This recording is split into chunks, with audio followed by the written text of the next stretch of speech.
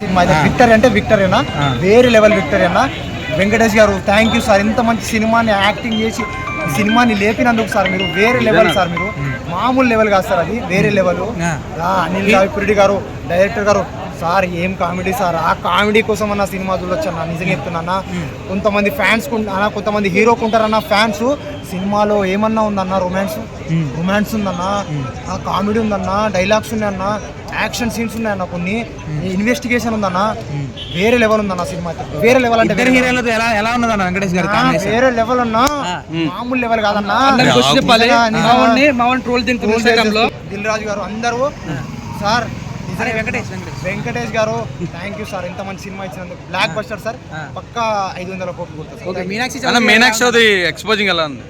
X గా వచ్చింది కదా, ఎక్స్ గా వచ్చింది, అందులో అది కూడా ఉంటుంది. ఎస్ యాడ్ చేసుకోవాలి, గోదావరి కట్టు సాంగ్ గోదావరి కట్టు మీ డాన్స్ చేస్తుంది పబ్లిక్.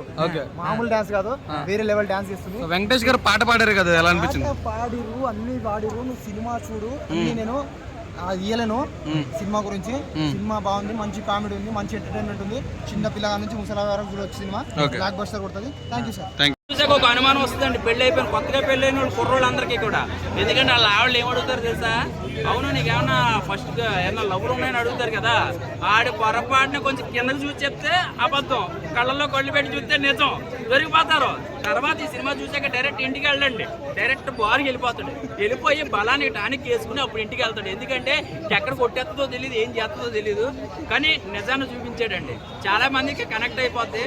సినిమా చూస్తున్నప్పుడు ప్రతి వాళ్ళు గుర్తుపెట్టుకోండి, మొగుడు పిల్లలు చూస్తుంటే ఒకళ్ళు మొక్కలు చూసుకుంటారు.